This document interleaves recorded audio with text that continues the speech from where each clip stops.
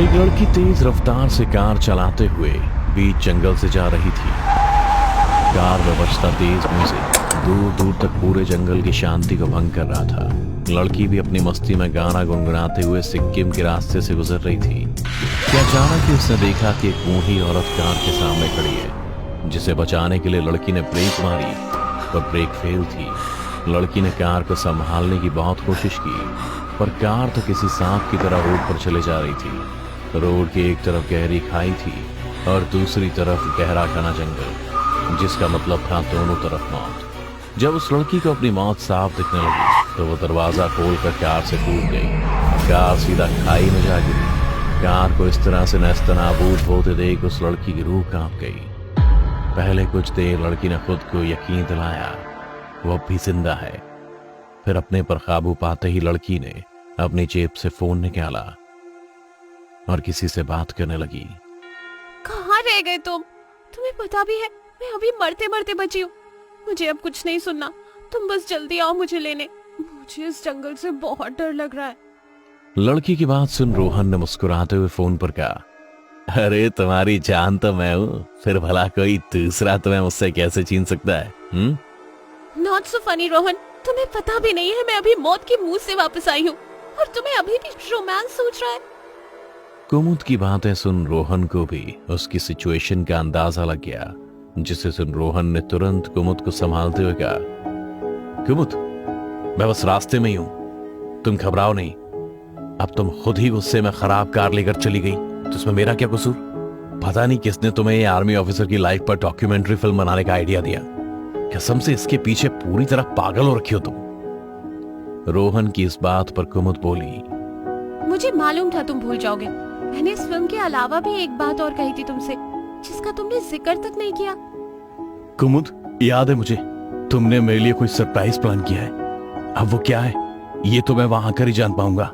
बस तुम धीरे धीरे कैंप तक पहुंचो, मैं तुम्हें रास्ते में मिल जाऊंगा। और डरने की कोई बात नहीं है, आर्मी का इलाका है। कुमुद रोहन की बातें करती हुई पैदल ही रास्ते पर चल दी। वो अभी कुछ कदम ही दूर गई थी कि अचानक ही कुमुद के आसपास फिर उस बूढ़ी औरत का काला साया मंडराने लगा, जिसकी वजह से वो मरते मरते बची थी। वही काला साया अब कुमुद के इर्द गिर्द घूम उसका गला घोंट रही थी, उसके शरीर को नोच रही थी, जिससे कुमुद अपने ही खून में लथपथ हो गई। कोई है? कोई तो मेरी मदद करो। पता नहीं मुझे क्या हो गया है। ये क्या चीज मेरे आसपास घूम रही है, मुझे काट रही है। कोई तो मेरी मदद करो, बचाओ मुझे। कोई सुन रहा है क्या? अभी एक पल पहले जो कुमुद हंसी खुशी रोहन से बातें कर रही थी, वही कुमुद अब अपनी जान बचाने के लिए छटपटा रही थी। उस बूढ़ी औरत के काले साए ने कुमुद को बीच हवा में उठा लिया। कुमुद अब हवा में इतनी ऊपर उठ गई थी कि आराम से घने काले जंगल और खाई में गिरी चल रही कार को भी देख सकती थी। कुमुद को एहसास हो गया था कि शायद अब वो जिंदा नहीं बचेगी। कुमुद अभी अपनी आखिरी सांसें लेने ही वाली थी कि तभी उसे किसी शख्स की बुलंद आवाज सुनाई दी। कौन चीख रहा है? मैं कहता हूं सामने आओ। हवा में ऊपर लटकी कुमुद अपनी मौत को स्वीकार कर चुकी थी कि अचानक ये आवाज सुन कुमुद ने हिम्मत दिखाते हुए कहा, यहाँ ऊपर देखिए, मैं यहाँ ऊपर हूँ।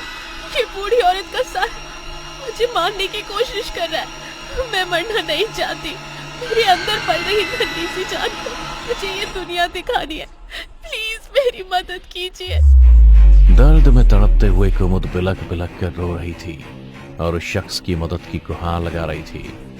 कुमुद की बात सुन उस शख्स ने नीचे पड़ी लकड़ियों को उठाया और उस पर अपना रुमाल बांध उसे एक मशाल की तरह जला दिया और तुरंत ही कुमुद की ओर फेंक दिया। मशाल कुमुद के बगल से गुजरी, जिससे उसके आसपास मंडरा रही उस बूढ़ी औरत का साया कुमुद से दूर हट गया और अगले ही पल कुमुद एक झटके से गहरी झाड़ियों में जा गिरी। मैडम जी आप ठीक तो है ना? आपको लगी तो नहीं? वो शख्स अंधेरे में ही झाड़ियों में कुमुद को ढूंढने लगा। उस शख्स ने कुमुद को बहुत ढूंढा पर कुमुद उसे कहीं नहीं मिली। ऐसा कैसे हो सकता है? वो ऊपर से तो इन्हीं झाड़ियों में गिरी थी, पर एकदम से कहां गायब हो सकती है? वो शख्स खुद से अभी यह कह ही रहा था कि उसे दूर जंगल में पेड़ के पीछे दो चमकती आंखें दिखीं, जिसे देख एहसास साफ हो गया था कि वो कोई इंसान ही था जो उन दोनों पर नजर रखे हुए था। यही जिज्ञासा ले वो शख्स जंगल में उन आंखों का पीछा करने जा ही रहा था कि तभी उसने कुमुद के दर्द में कराहने की आवाज सुनी। उस शख्स ने जब आवाज का पीछा किया तो देखा कुमुद अपने ही खून से लथपथ झाड़ियों के बीच दर्द से कहरा रही थी। कुछ नहीं होगा तुम्हें, सब ठीक है, घबराओ नहीं, मैं तुम्हें अभी अस्पताल ले चलता हूँ। इतना कहकर वो शख्स कुमुद को अपना सहारा दे अपने साथ लेकर चल दिया। कुछ दूर साथ चलने पर कुमुद ने जब अपना होश संभाला तो देखा जिस शख्स का सहारा ले वो अस्पताल जा रही थी उस शख्स के जिस्म पर इंडियन आर्मी की वर्दी है, जिसे देख कुमुद को सुकून मिला।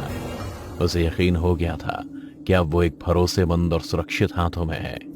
कुमुद उस ऑफिसर से कुछ पूछने ही वाली थी कि तभी ऑफिसर ने कुमुद से कहा, तुम्हारा नाम क्या है और इतनी रात को बीच हवा में क्या कर रही थी? ऑफिसर की बात सुन कुमुद बोली, ऑफिसर, मैं एक न्यूज रिपोर्टर हूँ। इंडियन आर्मी पर एक डॉक्यूमेंट्री फिल्म बनाने के लिए यहाँ पर आई थी। मेरा क्रू तो 2 दिन बाद आने वाला था, लेकिन मैं अपने कैमरामैन को अपने साथ लेकर आ गई थी, पर वो भी किसी कारण से मेरे साथ नहीं आ पाया। मैंने उसके लिए सरप्राइज प्लान किया था, लेकिन मेरी हालत ही ऐसी हो गई कि लगता है सरप्राइज तो छोड़ो, अब तो फिल्म भी नहीं बन पाएगी। कुमुद ऑफिसर को अपनी सिचुएशन से अवगत कराते हुए उसे सारी बातें बता रही थी कि अचानक ही उसे भी अंधेरे जंगल में 2 चमकती आंखें दिखी जो उन्हीं का पीछा कर रही थी। लेकिन इससे पहले कुमुद इस बारे में ज्यादा सोच पाती, ऑफिसर ने कुमुद से फिर से कहा, सरप्राइज, वो भी इस जंगल और खाई के बीच? काफी डेयरिंग लड़की हो तुम। तुम्हें तो रिपोर्टर नहीं बल्कि इंडियन आर्मी में होना चाहिए। ऑफिसर की बात सुन कुमुद के चेहरे पर भी मुस्कान आ गई, लेकिन अगले ही पल उसे किसी अनहोनी का भी एहसास हो गया, जिसे याद कर कुमुद ने गर्दन झुकाए ऑफिसर से बस इतना कहा, ऑफिसर, वो जिस कैमरामैन की बात मैंने आपसे करी थी वो ही मेरा बॉयफ्रेंड है। मैं खुद उसे शादी के लिए प्रपोज करूंगी और अगर उसने हाँ कर दी तो मैं उसे अपने बच्चे के बारे में बताऊंगी, वरना देखते हैं आगे क्या होता है। फिलहाल बस मैं जल्दी से ठीक होना चाहती हूँ। कुमुद ऑफिसर को अपना अतीत दिखा रही थी कि एक बार फिर कुमुद को जंगल में चमकती आंखें दिखी जो लगातार बड़ी होती जा रही थी, जिसका मतलब साफ था कि वो आंखें अब कुमुद और ऑफिसर के पास आती जा रही थी। वो आंखें इतनी भयानक थी जिसे देख कुमुद ने डरते हुए अपनी आंखें भींच ली और आहिस्ता ही ऑफिसर के कान में कहा, ऑफिसर, लगता है कोई हमारा पीछा कर रहा है। मुझे बस उसकी आंखें ही दिखाई दे रही हैं जो बहुत डरावनी और खूंखार है। ऑफिसर, मुझे डर लग रहा है, कहीं इस बार वो बूढ़ी औरत का साया मुझे मार ही ना डाले।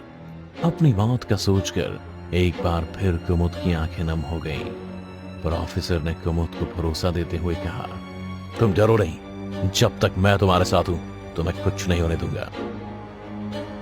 इतना कहकर ऑफिसर और कुमुद वापस मुड़ पूरे जंगल को गौर से देखने लगे, पर किसी को भी काले अंधेरे के अलावा कुछ दिखाई नहीं दिया। पर जैसे ही ऑफिसर और कुमुद फिर चलने को हुए तो कुमुद की डर के मारे चीख निकल पड़ी। वो दोनों चमकती आंखें अब ऑफिसर और कुमुद के सामने थी, जिसका अब एक पूरा शरीर भी था। ऑफिसर इससे पहले कुछ कर पाता, सामने खड़े उस शख्स ने ऑफिसर की आंखों पर कुछ फेंका, जिससे वो ऑफिसर एक पल के लिए अंधा हो गया। उसकी आंखें चलने लगी, वो भी दर्द में तड़प रहा था, और इसी मौके का फायदा उठाते हुए वो शख्स कुमुद को बड़ी बेरहमी से बालों से पकड़ घसीटता हुआ खाई की ओर चल दिया। कौन हो तुम? मैंने क्या बिगाड़ा है तुम्हारा? क्यों मुझे मारने पर तुले हुए हो तुम? कुमुद उस शख्स से गिड़गिड़ाते हुए कह रही थी, पर उस शख्स ने कुमुद की एक नहीं सुनी और उसे घसीटता हुआ खाई के किनारे पर ले आया। कुमुद अब उस शख्स को अपने सामने देख रही थी, जिसने अपने चेहरे पर बेहद डरावना सा मास्क पहना हुआ था और उसकी आंखें चमक रही थी। उस शख्स ने कुमुद को खाई के किनारे पर खड़ा कर दिया और कुमुद के गाल सहलाते हुए बस इतना कहा, गुड बाय माय लव कुमुद। कुमुद इस आवाज को अच्छे से पहचानती थी, पर इससे पहले वो उससे कुछ कहती, उस नकाबपोश शख्स ने कुमुद को जोर के धक्के से खाई से नीचे फेंक दिया। कुमुद एक चीख के साथ खाई से नीचे गिर गई। कुमुद की चीख सुन वो नकाबपोश शख्स जोर जोर से हंसने लगा था। वो हंसते हुए वापस मुड़ा ही था कि तभी कुछ उसने ऐसा सुना जिससे उसका सारा बदन ठंडा पड़ गया। उसका खून जमने को हो गया था। रोहन, तुम मेरे साथ ऐसा करोगे? अरे तुम तो मेरे से सच्चा प्यार करते थे ना, फिर मुझे मारना क्यों चाहते हो तुम? रोहन, अब तो मुझे खुद पर घिन आने लगी है। अफसोस कभी मैंने तुम जैसे घटिया इंसान से प्यार किया था। रोहन भी जान गया था कि आवाज कुमुद की है। वो कांपता हुआ पीछे मुड़ा तो देखा ऑफिसर खाई से निकल रहा है और उसकी गोद में कुमुद है, जिसे ऑफिसर ने रोहन के सामने ही खड़ा कर दिया था। कुमुद को बिल्कुल सही सलामत देख उसके होश ठंडे पड़ गए। रोहन ने तुरंत ही अपना मास्क उतार दूर फेंका और अपनी बंदूक निकाल कुमुद पर तान दी। तुम जैसी रोहन के आगे पीछे घूमती हैं, मैं कभी भी किसी एक का बनकर नहीं रहा, पर तुम तो गले ही पड़ने लगी। मुझे पता है कुमुद, तुम्हारे पेट में मेरा बच्चा पल रहा है, इसलिए मैंने जानबूझकर तुम्हारी गाड़ी के ब्रेक फेल किए, पर तुम बच गई। मैंने तुम्हारे बालों और कपड़ों से तुम पर काला जादू कराया, लेकिन तुम फिर भी बच गई। पर अब और नहीं, अब तुम मरोगी और मैं तुम्हें मारूंगा, वो भी अपने हाथों से। रोहन कुमुद से कहते हुए उस पर गोली चला देता है, पर एक भी गोली कुमुद के जिस्म को छू भी नहीं पाई, क्योंकि ऑफिसर एकदम से कुमुद के सामने आ खड़ा हुआ था और सारी गोलियां ऑफिसर के जिस्म में ही दबी रह गईं। हम जैसे जवान दिन रात सीमा पर तैनात रहते हैं, अपनी जान अपने देश के लिए कुर्बान कर देते हैं, लेकिन तुम जैसे दरिंदे जब देश के अंदर ही घूम रहे हैं तो कैसे कोई चैन से रह सकता है? इतना कहकर ऑफिसर रोहन को पकड़ वापस खाई के ऊपर हवा में ले आया। रोहन की नजर जब सैकड़ों फीट गहरी खाई पर गई तो उसकी रूह कांप गई। उसे तुरंत ही इस बात का एहसास हो गया था कि उसकी मौत उसके आसपास ही है।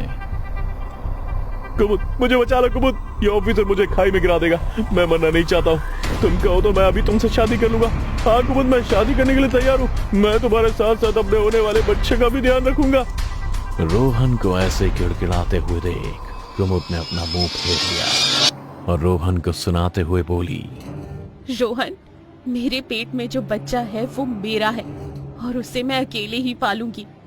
तुमने जो कुछ भी मेरे साथ किया मैं उसे कभी नहीं भूल सकती। मैं कोशिश करूंगी कि तुम्हारी परछाई, तुम्हारी कोई भी याद मेरे बच्चे पर ना पड़े। बस आज, अभी और इसी वक्त मैं तुमसे अपने सारे रिश्ते खत्म करती हूँ। तुम कौन हो? मैं तुम्हें नहीं जानती। जाओ, मेरी नजरों से दूर हो जाओ। कुमुद के कहते ही ऑफिसर रोहन को खाई में छोड़ देता है, जिसकी चीख सुन कुमुद भी समझ जाती है कि रोहन का अंत हो चुका है।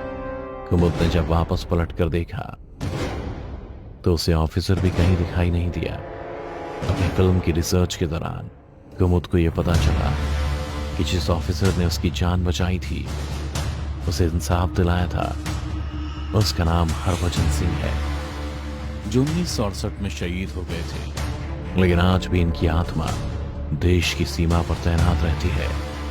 कुछ ऐसी ही घटनाएं घटने लगी कि इनके साथी और सीनियर्स को इन्हें जीवित मानते हुए इनकी सारी सेवाएं जारी रखनी पड़ी। इनका बनकर, इनकी वर्दी, इनकी ड्यूटी, इनकी छुट्टियां, इनकी तैनाती और इनकी सैलरी सब पहले की तरह जारी रखा गया, जैसा इनके शरीर छोड़ने से पहले रहता था। डोडो टीवी की एक छोटी सी कोशिश से हम हरभजन सिंह और देश के हर जवान को शत शत नमन करते हैं। सभी देशवासियों को 76वां स्वतंत्रता दिवस की हार्दिक शुभकामनाएं। जय हिंद, जय भारत।